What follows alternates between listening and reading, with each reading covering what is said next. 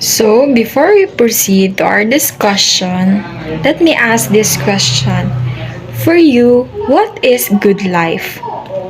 I ask you this question because according to Socrates, a person can act correctly and well if he knows what is good life. So every one of us here, individually of us here, can define what is good life. So now let us all learn what is good life for Socrates. For Socrates, the very first step towards realization of this goal is acquisition of wisdom through knowing oneself. As Socrates famously said, ultimate wisdom comes from knowing oneself. So, how does Socrates view oneself?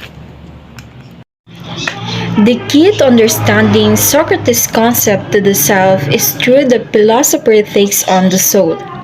But Socrates' concept of the soul should not be viewed from the vantage point of Christianity, that is, the religious conception of the soul. It is important to note that the ancient Greeks lived long before the existence of Christianity, so that for them the concept of the soul did not have the same religious connotation that it has today. But what does actually Socrates means by soul? Of course, we cannot know for certain what Socrates really meant by the term soul. But most scholars of philosophy agreed with Frederick Copleston, a famous historian of philosophy who believes that Socrates speaks of the soul. The philosopher refers to a thinking and willing subject. With this conception of the soul as a thinking and willing subject, it is safe to assume that the soul for Socrates is the intellectual and moral personality of humans. So, when Socrates said that the soul is the essence of a human person, he meant that it is the essence of humans to think and will. For this reason, the soul or the self for Socrates is a responsible agent in knowing and acting rightly and wrong or rightly or wrongly. In other words, for Socrates, the soul is the person true self. In fact, Socrates said that when we turn inward in search for self-knowledge, we would eventually discover our true self viewed for this vantage point. The self is our inner being. Now, because the soul or self is the essence of human person and because it is constitute our personality, Socrates urges us to take care of our soul. But why we should take care of our soul? According to Socrates, we need to take care of one's soul to attain the good life. Yun na nga yung sinabi ko kanina. If you define the good life, then you can act well and correctly. Ayon kay Socrates. So, sabi niya dito, it is important to take care of our soul to attain a good life. So, this is the ultimate goal of Socrates' philosophy, as Socrates said that the human person must see their life is geared towards knowledge of good life. For Socrates, the good life is being wise and virtuous. And for this explains for Socrates that good life is the key to attain through the acquisition of knowledge, wisdom, and virtue. Now, it is important to know that for Socrates, knowledge of the good life be acquired exogenously, but not exogenously, but endogenously, which he has this famous line, You do what is right because you know what is right. For this reason, it is paramount that we devote considerable amount of attention, energy, and resources to making our soul as good and beautiful as possible. This conviction is expressed most visible in perhaps Socrates' most famous statement, the unexamined life is not worth living. This gives us clear idea of what Socrates meant by knowledge. In this context, is to know oneself. One cannot act correctly if one does not know what is correct action. Indeed, for us to attain the good life, we need to examine our life. The reason for this is quite obvious that virtue, which for Socrates is identical to knowledge, is instinctive to the human person, which can be accessed through self-examination. Since virtue is intrinsic to the human person, Socrates was convinced that the human person can discover the truth. That is the truth of the good life. And once the human person discovered the truth, she then does what he thinks or she thinks the right thing to do. Thus, the famous Socrates dictum, knowing what is right is doing what. Once the person knows herself, he may learn how to take care of it. If you have knowledge in specific situation, example, if you have knowledge about respect, then you know how to respect. If you have knowledge about love, then you know how to love. If you have knowledge how much beautiful yourself or your life is, how much wonderful or how much important you are in this world, then you know how to take care of yourself. To the opinion of masses, one true self for according to Socrates should not be identified with what one owns, with one's social status, reputation, or even one's body. So for Socrates, it is the state of the soul that is the person's inner being which determines the quality of one's life.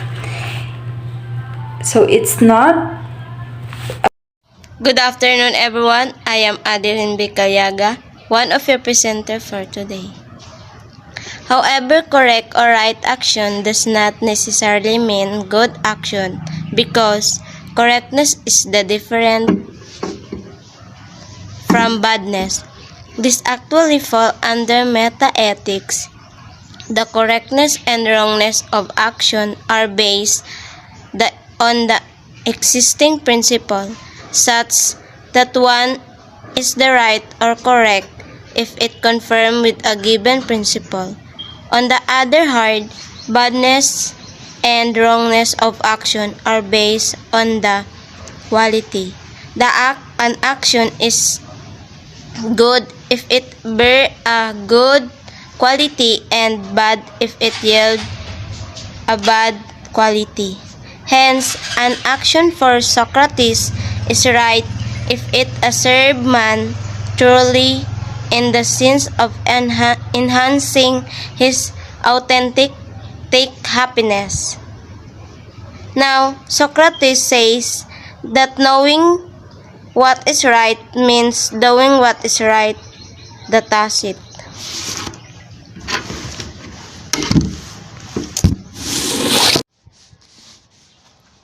The sentence that correct action is not necessarily good action.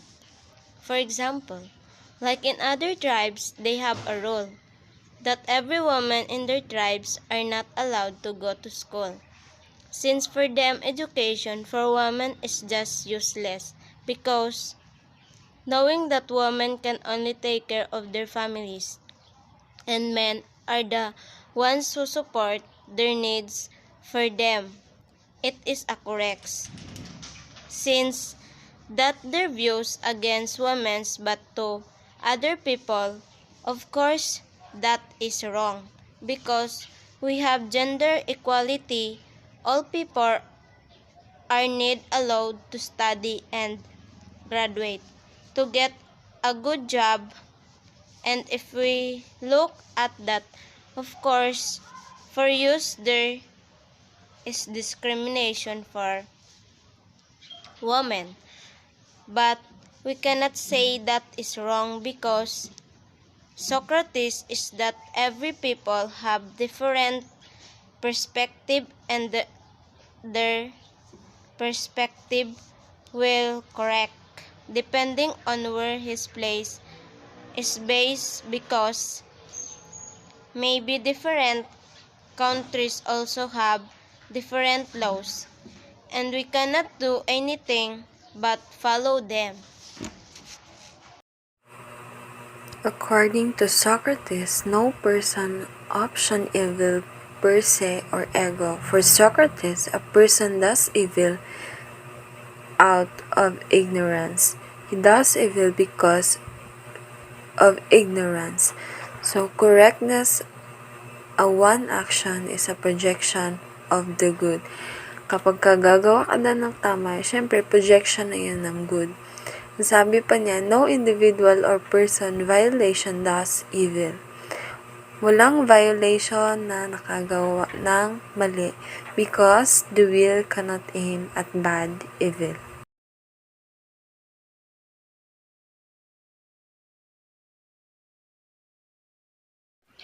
Good day, everyone. I am Aridan Diasayas, and I will be discussing to all of you my part in this discussion, which is Socrates' ethics fundamental principle.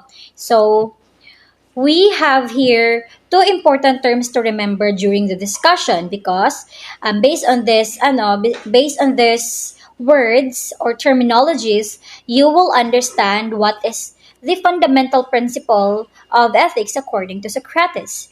We have here number one, virtue. So what is virtue? Virtue is defined as the moral excellence of a person. Morally excellent people have character made up of virtues valued as good, conformity to a standard or right. So if you are a person who is possessing virtue, then you are considering what is excellence, what is good, and the standard of doing right. Next is happiness.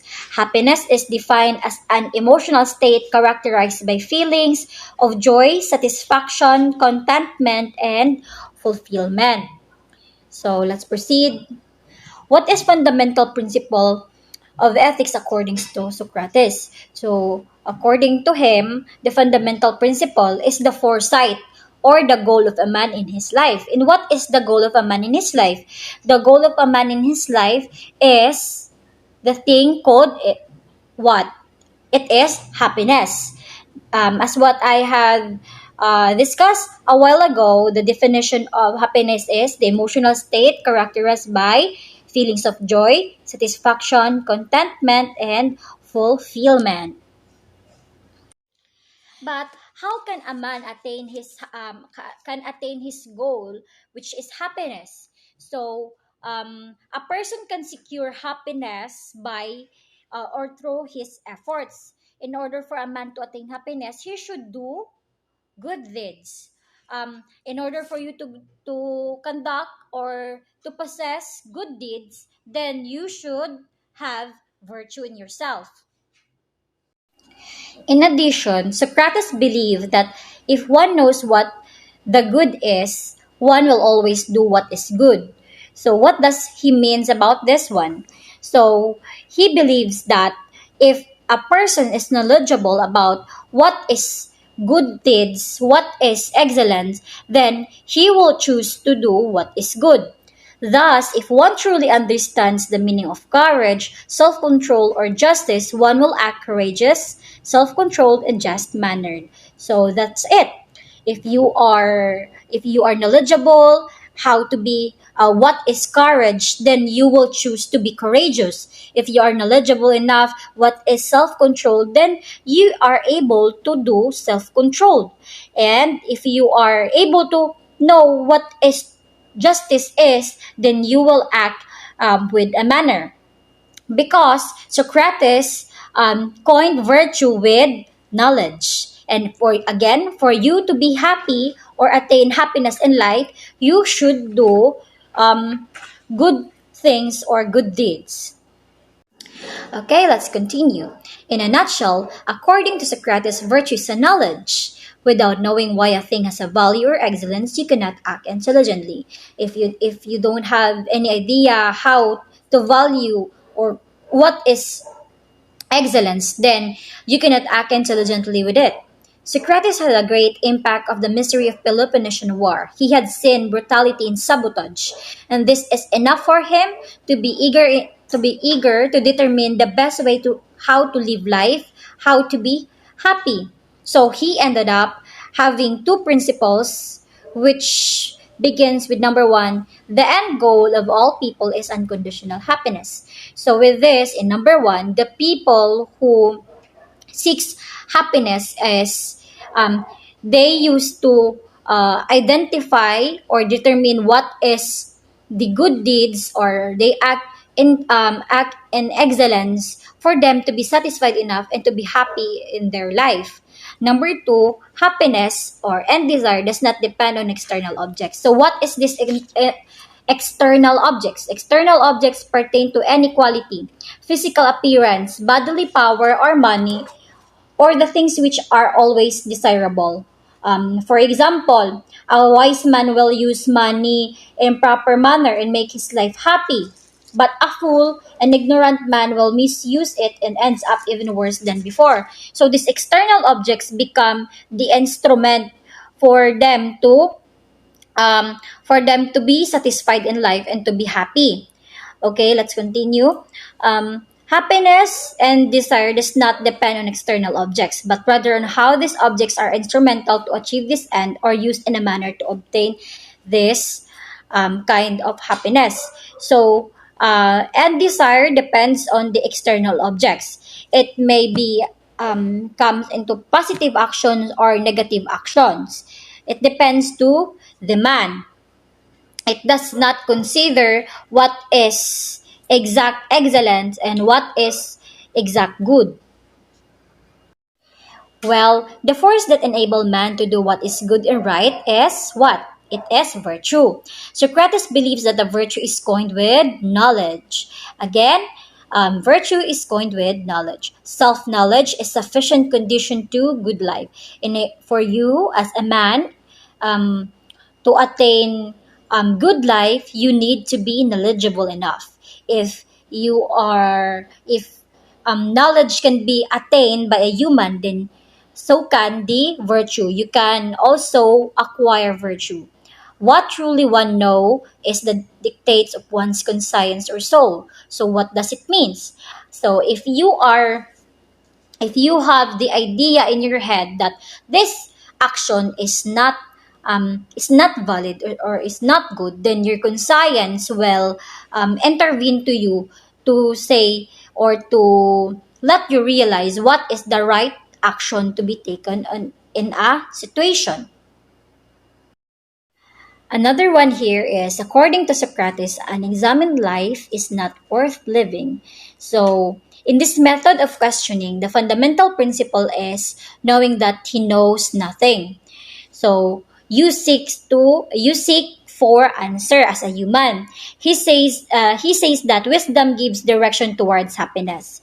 If you are looking for happiness, then you need to attain knowledge and or wisdom. Virtue and happiness are inseparable. So virtue and happiness are always together or related to each other. The pleasure from pursuing virtue and knowledge are of higher quality, and it should always be considered, before attaining happiness, you should possess always virtue. Socratic method asks questions to find out how to act by learning the essence of a thing. What makes it be? For example, an act of holiness or justice, um, um, how you will act holiness, or how you will act in justice. So you seek for answer for that. You ask questions to other people. You ask questions to other enthusiasts, like that. So, the second one here is Socratic ignorance, to know how that even though you do not know what true holiness or justice is, you know the method, the questioning, search for the essence of things by which to live wisely. So, in Socratic ignorance, you do not know what is true holiness or justice, but you have the method of questioning in your mind and you seek for it, and you choose to live wisely. So that's could be all. Thank you. And this is all our report for today. Thank you for watching this video. And for more vivid and clear information about Socrates' fundamental principle, please click the link below the comment of this video. Thank you and God bless everyone.